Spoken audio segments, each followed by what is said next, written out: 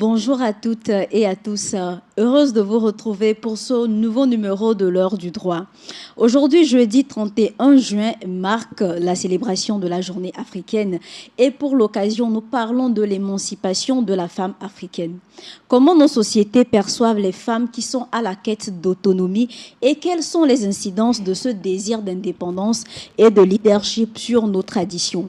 Entre loi, coutumes et réalité du terrain, on questionne les équilibres, les tensions, mais aussi les espoirs d'une évolution, d'un changement. Le sujet est traité ce jour avec Irène Djarlin, anthropologue du genre, l'invité du jour. Méchac Niaro à la présentation. Cher invité, bonjour. Bonjour Méchac. Bienvenue dans l'heure du droit. Merci. Alors aujourd'hui, c'est le 31 juin et on célèbre la femme africaine. Exact. Que vous inspire cette journée? Merci beaucoup. Aujourd'hui, c'est la journée internationale de la femme africaine. Cette journée rappelle les progrès réalisés dans le cadre de la promotion et de l'autonomisation de la femme africaine, mais elle nous amène également à revoir les défis qui persistent et à trouver des approches de solutions à ces défis. Merci.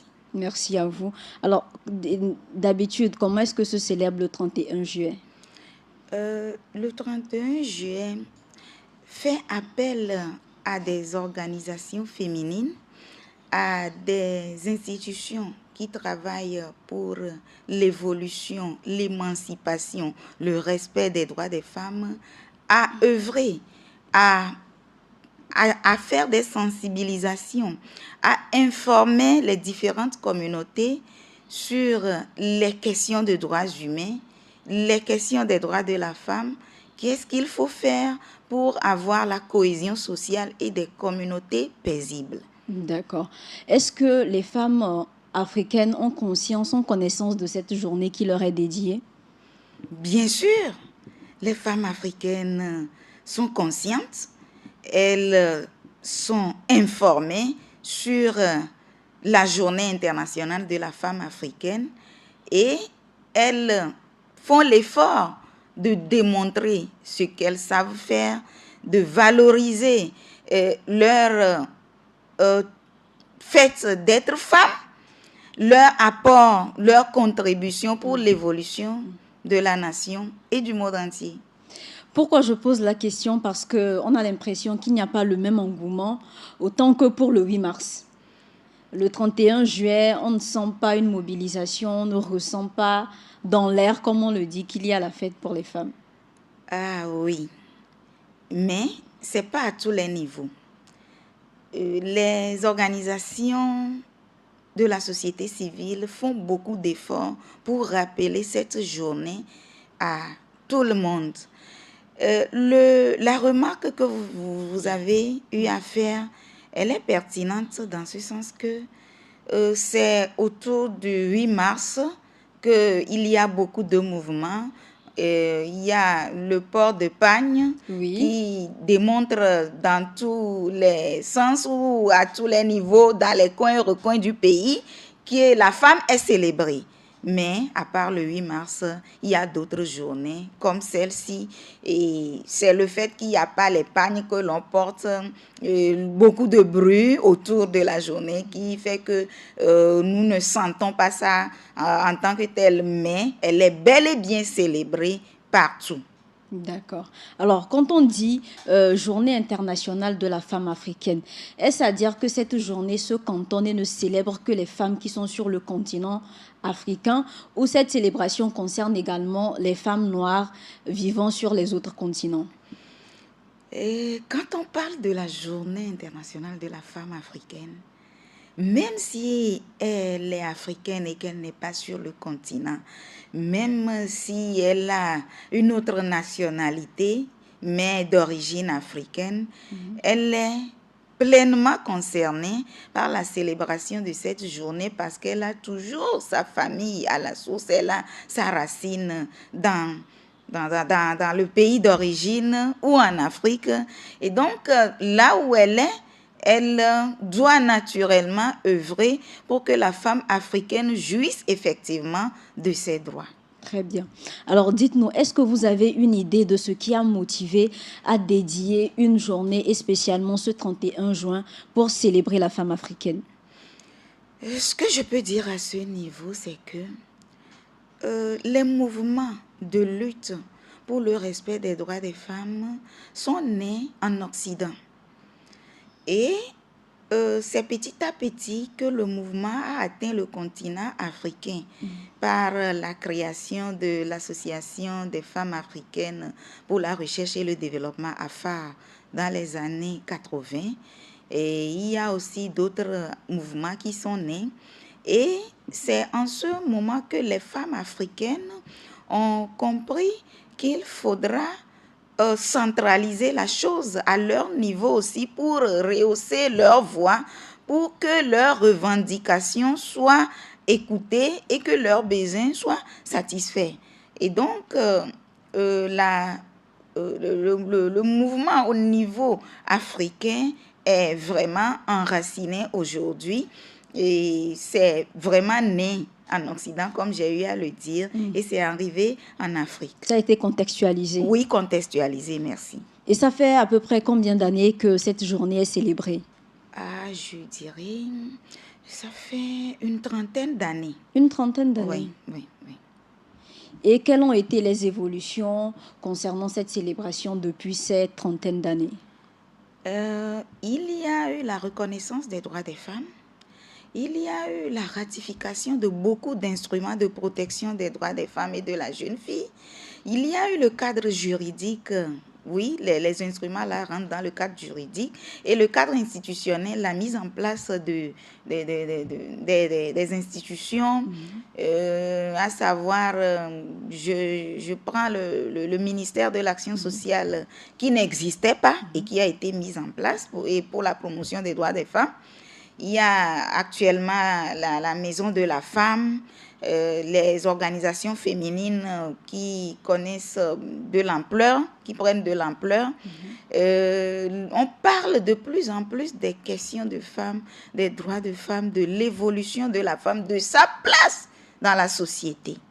D'accord. Alors, à chaque édition, un thème, une thématique est retenue et celle de l'édition 2025 est la suivante: Femmes africaines, droit en marche, entre tradition, loi et émancipation. Alors, Madame Djarlin, que vous inspire ce thème? Ce terme met en exergue la situation des femmes en Afrique. Et plus précisément, quand on dit droit en marche, il s'agit des difficultés que rencontrent les femmes dans la revendication de leurs droits, dans la lutte pour l'égalité, dans l'évolution vers l'émancipation. Et cela démontre combien il faut faire d'efforts. Cela démontre également la maîtrise des questions de femmes pour l'atteinte de l'égalité. C'est ce que je peux dire par rapport au thème retenu pour cette année 2025.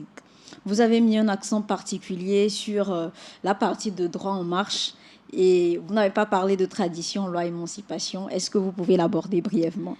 Ah oui, quand je dis droit en marche, et c'est déjà même dans le thème, on sait très bien que les droits humains, la question des droits humains et les pratiques traditionnelles et nos cultures, il y a souvent des situations conflictuelles qu'on remarque lorsqu'on parle de droits humains et les normes socio-culturelles.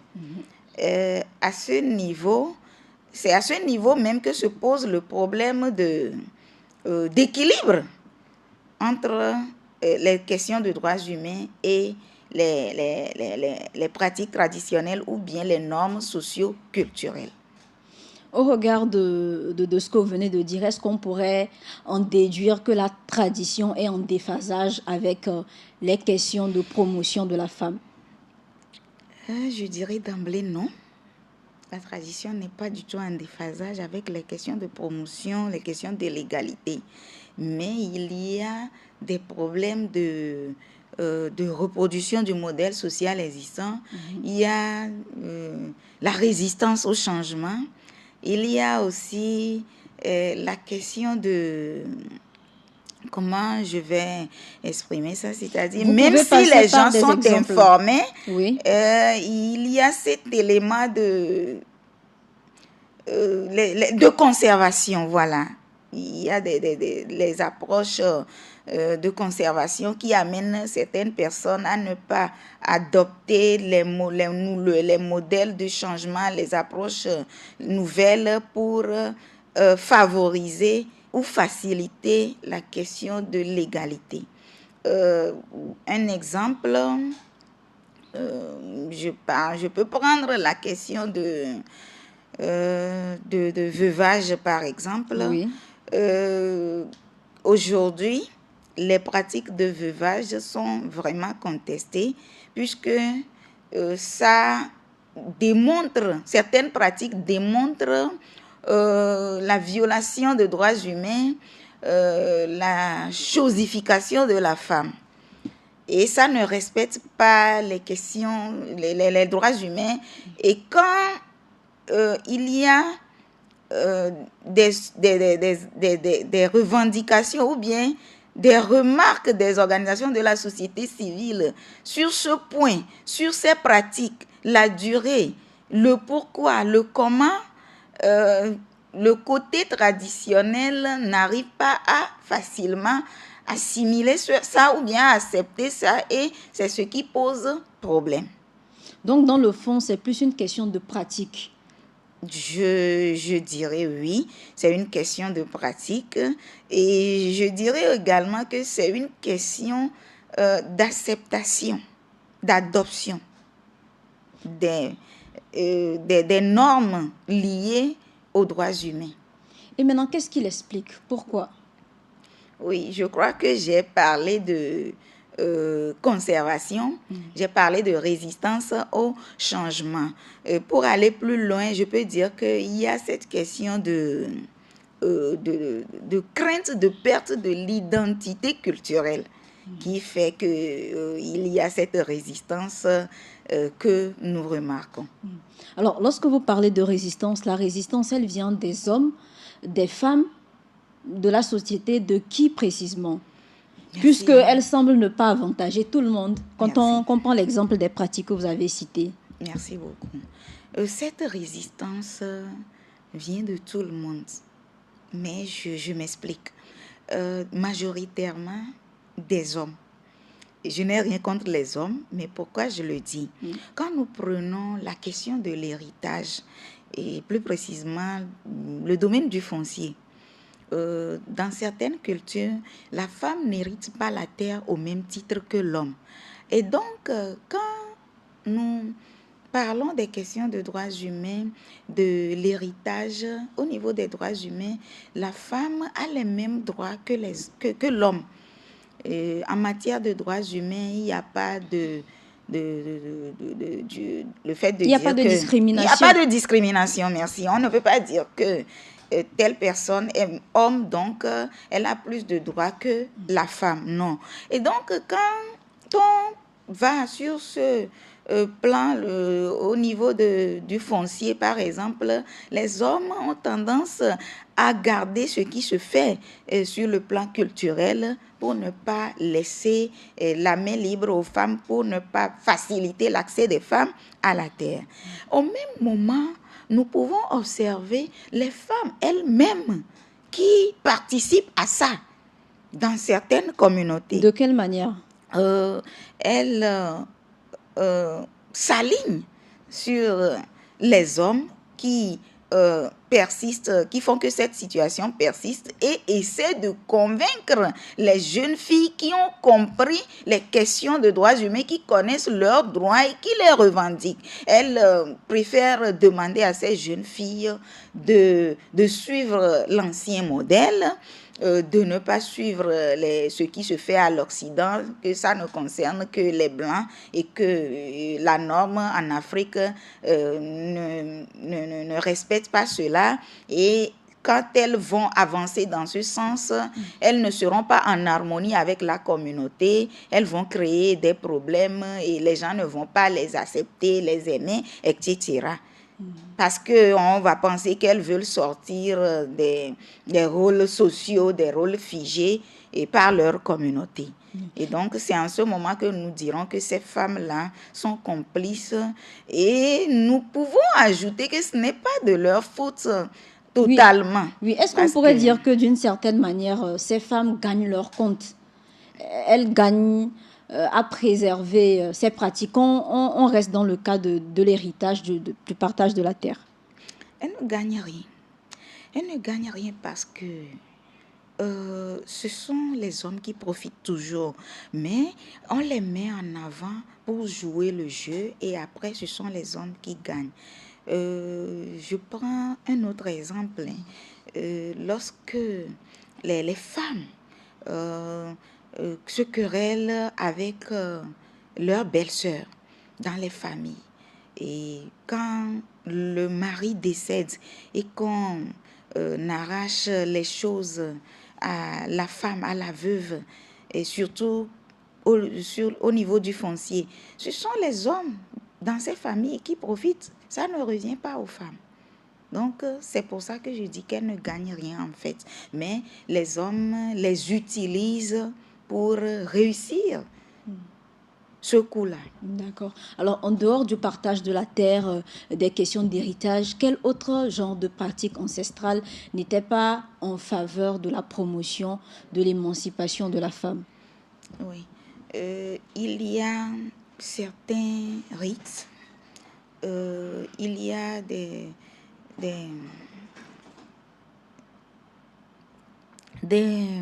situations de mariage précoce et forcé, où la femme est réduite à une fécondité astreignante et là, elle n'a pas le droit sur son corps parce que la femme, normalement, a le droit sur son corps.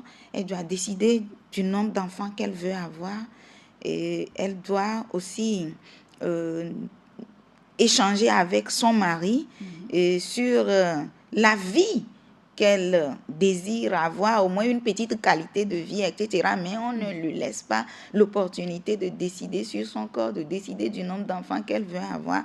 Il y a certaines choses qu'elle n'ose même pas dire en face de son mari parce qu'elle va être qualifiée de ceci ou de cela. Et ces éléments aussi persistent dans les communautés, surtout dans les zones rurales aujourd'hui. D'accord. Alors, on retiendra comme pratique en défaveur des droits de la femme le refus du partage de la terre, les questions d'héritage, le refus du droit à la parole, les questions de mariage précoce. Alors, on vient de citer les pratiques en défaveur de la femme. Maintenant, dites-nous, avant l'avènement des mouvements activistes qui militent pour la cause de la femme, est-ce qu'il existait dans nos traditions africaines des actions favorables aux droits des femmes? Bien sûr. Il existait des actions qui valorisent la femme. Et je peux parler de la place qu'on accorde à la tante paternelle dans les communautés africaines. Et il y a aussi des appellations comme grand-mère et comme maman et aînée, la grande sœur. Et ces appellations sont chargées de symboles. Et dans certaines communautés, quand la tante paternelle parle, c'est plus fort, c'est puissant que ce que le père dit. Parce qu'elle est chargée de pouvoir. Et elle peut bénir ou maudire dans la famille, les enfants dans la famille. Quand on prend la grand-mère, ça, à ce niveau, quand la grand-mère parle, on respecte à la lettre ce qu'elle dit parce qu'on suppose qu'elle a de l'expérience et que la femme, avec cette capacité de pouvoir donner la vie, elle arrive à la protéger et elle ne détruit pas. La femme même a une signification en Afrique, dans les différentes langues. Quand on prend la femme en éveil, on dit nyon. Nyon, là, ça signifie rendre bon, c'est-à-dire arranger. Même quand il y a problème quelque part, normalement, la présence de la femme peut arranger les choses, peut régler, gérer la situation. Donc, il y a ces éléments-là que nous ne devons pas occulter. Et sur le plan spirituel, dans les pratiques traditionnelles aussi, il y a des situations où, quand la présence de la femme est... quand la femme n'est pas présente, la cérémonie en question n'a pas de valeur. Les dieux n'accepteront pas les offrandes, etc. Et donc, dans certaines situations, la présence de la femme est obligatoire pour que les dieux entendent les prières, pour que les demandes soient acceptées. Donc, ce sont quelques éléments que je peux citer comme valorisantes de la situation de la femme avant l'avènement des questions de droits de femme, etc. Il y a même dans des communautés où la femme ne pleure pas, parce qu'on suppose que quand la femme pleure dans ces communautés-là, ça apporte la malédiction et il n'y a pas la prospérité dans ces communautés. Et il y a aussi le fait de ne pas battre la femme. Dans beaucoup de communautés africaines, on ne bat pas la femme. Et pourquoi dans la pratique, on voit le contraire? Je dirais que aujourd'hui, avec l'avènement des religions importées, des religions qui viennent d'ailleurs, les jeunes ne respectent pas nos cultures, nos traditions et ils font le contraire. Même dans les religions importées, la violence est proscrite. Oui, mais ils ne respectent pas puisqu'on leur dit que, excusez-moi, je suis vraiment chrétienne, mais aujourd'hui, nous entendons dans les rues les jeunes qui disent que Jésus est venu, là, tout effacé. Donc, ils sont à l'aise, ils peuvent faire n'importe quoi et ils seront pardonnés. Il suffit de se confesser, etc. Alors que dans nos cultures, attention, il y a des sanctions sociales qui attendent et qui ne font pas de faveur. Quand on transgresse une loi. C'est ça. D'accord, nous y reviendrons. Alors, chers auditeurs, si vous venez de nous rejoindre, vous êtes sur Radio Djena, vous suivez actuellement l'émission L'heure du droit. Nous parlons de l'émancipation féminine car aujourd'hui, on célèbre la femme africaine. Notre invitée du jour, Irène Djarlin, anthropologue du genre. Alors, Madame Irène Djarlin, nous avons parlé en amont des pratiques néfastes en défaveur de la cause féminine et tout de suite vous avez cité celles qui promeuvent la femme dans son entièreté, tant sur le plan social que sur le plan spirituel. Alors dites-nous, comment l'émancipation féminine est perçue aujourd'hui dans nos communautés? Vraiment. C'est une grande question. Ah oui, c'est complexe. L'émancipation de la femme est différemment perçue dans les communautés. Certaines personnes pensent que nous exagérons et que nous voulons renverser les choses, l'ordre des choses. Nous voulons que les femmes prennent la place des hommes. Nous voulons mettre les femmes devant et que les hommes soient derrière. Est-ce que c'est faux? Je dirais que c'est faux. Parce que ce n'est pas du tout ce que nous faisons. Certaines personnes ont compris, mais dans la pratique de l'égalité, ils ont des obstacles, ils rencontrent des obstacles liés à leur environnement, c'est-à-dire l'environnement qui ne leur permet pas de pratiquer ce qu'ils ont appris ou ce qu'ils ont compris. Quand nous parlons d'égalité, c'est qu'il faut donner les mêmes éducations aux enfants. Donner une éducation égalitaire aux enfants signifie d'éviter la discrimination dans l'éducation des enfants. Dans les privilèges et les avantages. Voilà, les mêmes privilèges et les avantages. Mais il faut bien expliquer aux enfants leurs spécificités biologiques. Il faut dire au garçon que lui, il est garçon et qu'il a besoin de ceci et de cela. Il faut bien expliquer aussi à la fille qu'elle est fille et donc elle a tel et tel rôle à jouer et sur tel point ne doit pas faillir.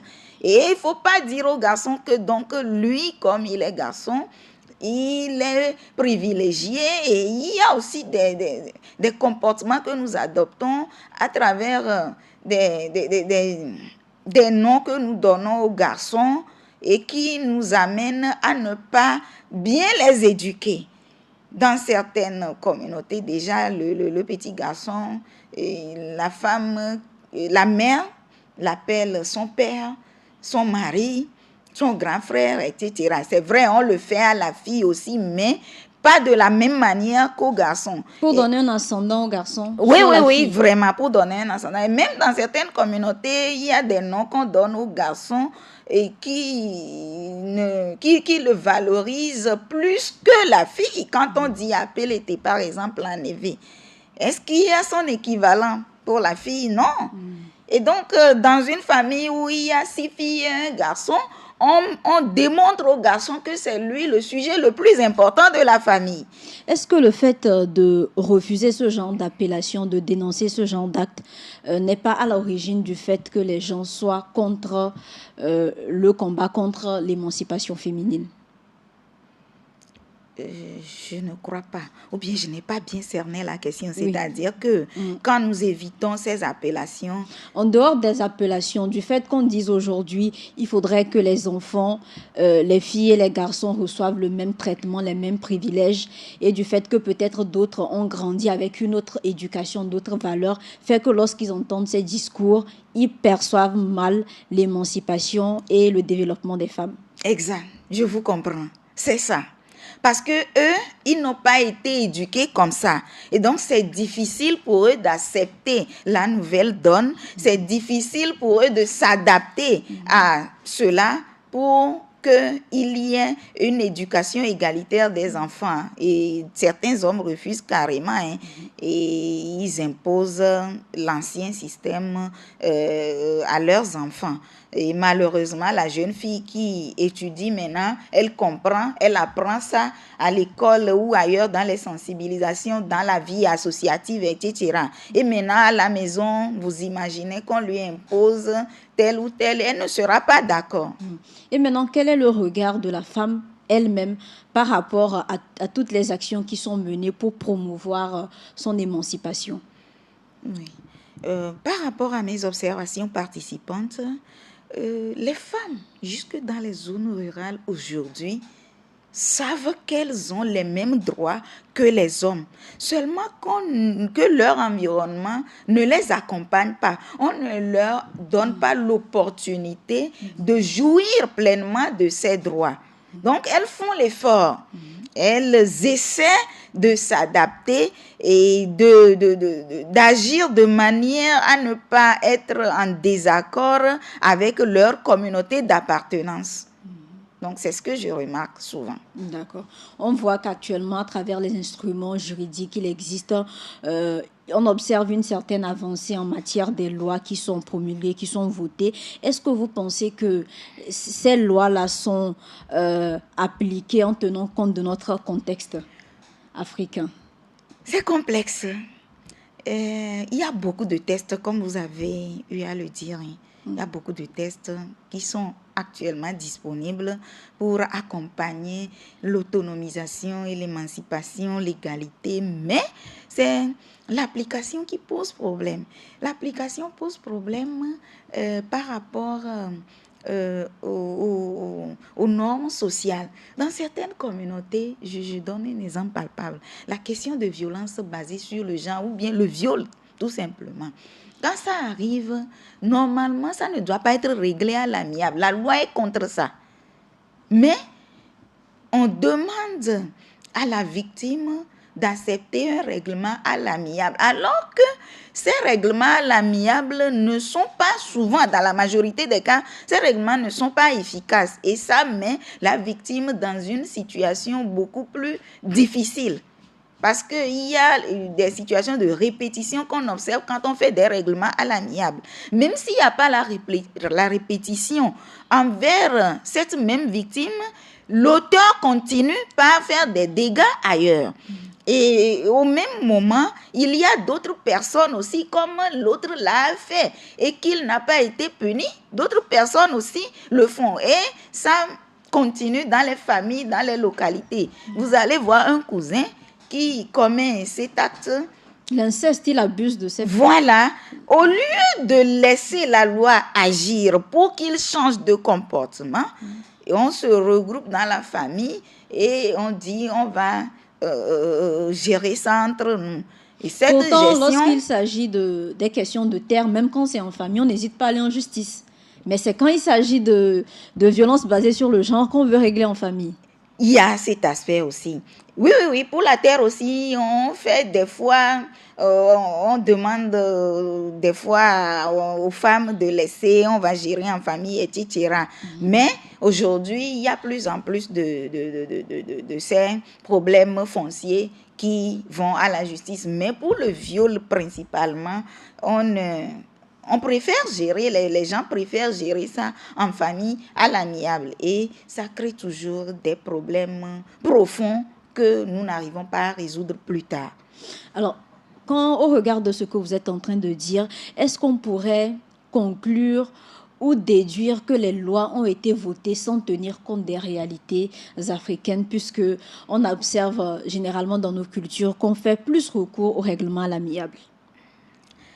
Je ne peux pas dire que les lois ont été votées sans tenir compte des réalités parce que avant d'arriver à ce niveau, il y a beaucoup de travaux qui se font et beaucoup d'études qui se font avant d'atteindre le vote de ces lois.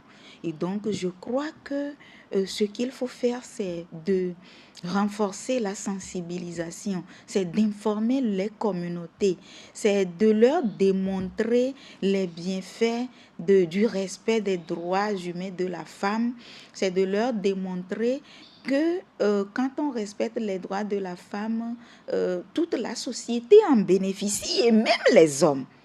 Et là, je crois que ça pourra résoudre le problème, même si ce n'est pas totalement. Puisque la loi est là, c'est nous qui refusons de l'appliquer. Il y a aussi le manque de culture de dénonciation.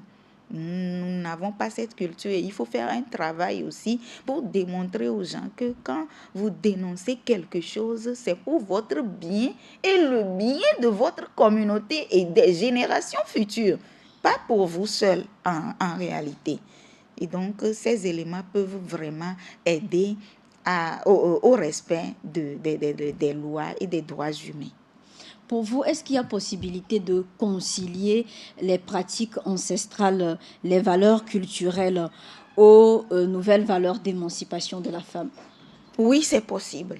C'est possible parce que concilier, là, moi, je parlerai même de contextualiser à chaque niveau parce que les réalités, les communautés n'ont pas les mêmes réalités. Et donc, en contextualisant, je crois que cela pourra répondre aux besoins de la communauté. Est-ce que vous avez quelques exemples, quelques outils à proposer pour y parvenir? Exemples et outils pour contextualiser. Quand je prends la question de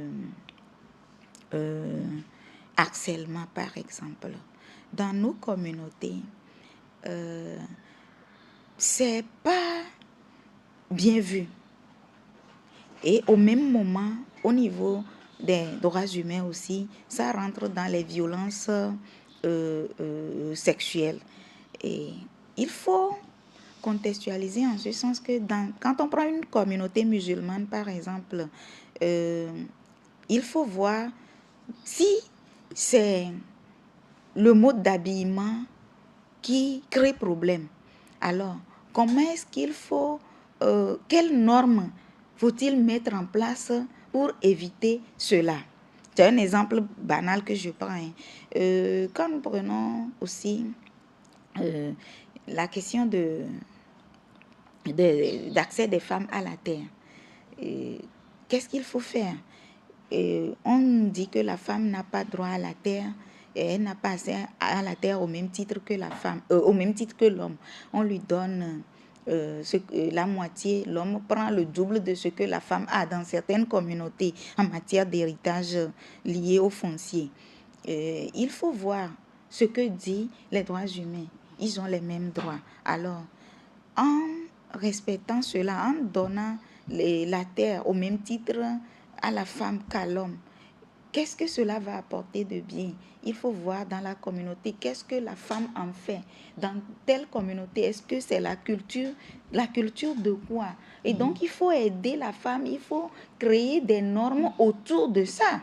Si l'on pense qu'elle va vendre, on peut créer des normes, mettre en place des règles sociales pour empêcher cette dernière de la vendre et créer des situations où il faut l'aider. Si la culture qu'on fait dans la zone là, elle n'a pas la force physique nécessaire pour faire ça, comment l'aider à ce qu'elle puisse exploiter cette terre?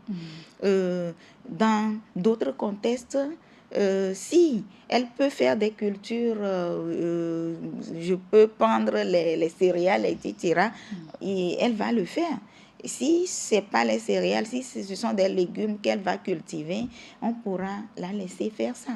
Et je crois qu'avec cette simulation, les choses peuvent être mieux contextualisées. Quel exemple je peux prendre encore? Dans une communauté où il y a l'ancrage des situations de couvent où la jeune fille doit faire le couvent forcément. Est-ce que ça répond à la question de droits humains, à la question de droit à l'éducation de la jeune fille? Elle a droit à l'éducation, comme le garçon a droit à l'éducation. Maintenant, elle doit aller dans le couvent pour combien d'années? Est-ce qu'on ne peut pas revoir, comme c'est dans leur culture, comme c'est une initiation, comme c'est un rite initiatique, nous n'allons pas dire de ne pas faire ça, d'abandonner. Mais son droit à l'éducation ne doit pas être bafoué. Alors, au lieu de la garder au couvent pour 2 ou 3 ans, est-ce qu'on ne peut pas faire ça de façon périodique? Est-ce que pendant les vacances, elle ne peut pas gérer les questions de couvent et après, quand la rentrée vient, donc c'est cette adaptation ou bien cette gymnastique que je propose pour éviter des problèmes de respect des droits humains. Très bien. Alors parlons de cette adaptation, de la contextualisation, de la promotion des valeurs féminines. Il y a 2 courants d'idées. Il y a des personnes qui voudraient qu'on contextualise en tenant compte de la place de la femme, comme cela se faisait à l'époque, au temps de nos grands-mères, tandis que d'autres souhaiteraient que ça soit contextualisé en tenant compte, en prenant en compte les réalités actuelles des femmes. Qu'est-ce que vous en pensez? Nous ne pouvons pas tenir compte des réalités actuelles uniquement. Parce que si nous faisons ça, nous allons nous confronter à une perte d'identité culturelle. Donc, il faut forcément se référer à la culture de la personne pour mieux adapter la chose. Sinon, il y aura des problèmes socio-culturels, des problèmes d'harmonie et de cohésion sociale. Donc le grand problème se trouve au niveau de la peur de la perte de l'identité culturelle et sociale. Très bien, d'accord. Alors, par exemple, les noms que nous portons. Oui. Nous ne pouvons pas dire que c'est tel nom lié à telle divinité, donc il serait souhaitable de choisir des noms occidentaux, des noms tel, mais attention, le nom a un rôle dans nos communautés. Et souvent dans nos communautés africaines, quel rôle joue le nom? Quand quelqu'un donne son nom, on fait l'effort de voir... le nom permet à l'individu de décliner son identité. Et là, nous pouvons imaginer la personne vient d'où, la personne est appartient à telle culture, etc. Donc, nous ne pouvons pas accepter ce déracinement. Très bien. Alors, avant de clôturer cette émission, est-ce que vous pouvez nous rappeler les quelques avancées que nous avons pu observer depuis le temps de la lutte pour la promotion de la femme? Ok. Des avancées. Il y a la question des instruments tels que la CEDEF, la Convention sur l'élimination de toutes les formes de discrimination à l'égard de la femme. Et il y a le protocole à la charte africaine. Il y a la charte africaine des droits de l'homme et des peuples, même qui est un instrument de protection des droits humains. Et ces instruments constituent une base de la reconnaissance des droits humains et des droits de la femme. Et beaucoup de pays africains ont ratifié à ces instruments, ce qui fait qu'il y a ces lois et ces instruments qui continuent par agir dans nos communautés. Et il y a aussi le fait que la femme accède à certains postes, à certains services aujourd'hui, ce qui n'est pas le cas avant. Aujourd'hui, on trouve des femmes dans certains secteurs de la vie publique où les choses étaient réservées aux hommes uniquement dans ces secteurs. Mais aujourd'hui, il y a plein de femmes dans ces secteurs. Il y a également la question de l'éducation. Les femmes ont atteint un niveau élevé aujourd'hui et continuent par évoluer. Et elles ont des diplômes dans beaucoup de domaines de la vie, alors qu'avant, il n'y avait pas ça. Donc, ce sont des avancées. Quand nous allons en zone rurale, il y a au moins l'information qui circule. Avant, dans les zones rurales, on ne peut même pas oser en parler. Celle qui le fait est mal vue et elle peut être même chassée du village. Elle peut être même mise à l'écart et on peut défendre aux femmes de s'approcher d'elle. Mais aujourd'hui, il y a la vie associative dans les zones rurales et surtout les associations féminines de femmes. Et les associations féminines de base, je voulais dire, constituent une force de changement dans les zones rurales à travers leurs activités folkloriques. Ces associations de femmes passent par leurs activités folkloriques pour dénoncer ce qu'elles subissent de négatif et pour réclamer leurs droits en quelque sorte à travers leurs chants qui ont des valeurs éducatives, leurs chants et danses qui ont des valeurs éducatives, je peux même dire chants et danses traditionnels qui ont des valeurs éducatives. Les femmes là continuent par booster le changement, continuent par insister sur le respect de leurs droits. Donc ce sont des éléments que je peux capitaliser comme avancées. Très bien. Et des avancées à féliciter vu le combat qui a été mené pour pouvoir les avoir. Alors, nous sommes arrivés à la fin de cette émission. Est-ce que vous avez un mot à adresser à l'endroit de nos auditeurs et plus précisément aux femmes qui sont en train de nous suivre? Merci beaucoup. Je dirais à nos auditeurs un grand merci pour l'effort qu'ils font de nous suivre tout le temps et surtout cette radio Djena que moi j'apprécie personnellement parce que c'est une radio sur laquelle passent des émissions liées aux droits humains et surtout les questions des droits de la femme.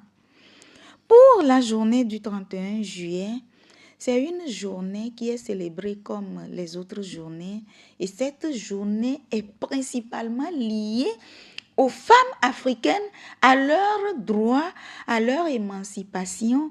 Et cette journée fait le bilan des inégalités, des avancées et met en lumière les défis que nous devons forcément relever pour l'atteinte des objectifs de développement durable.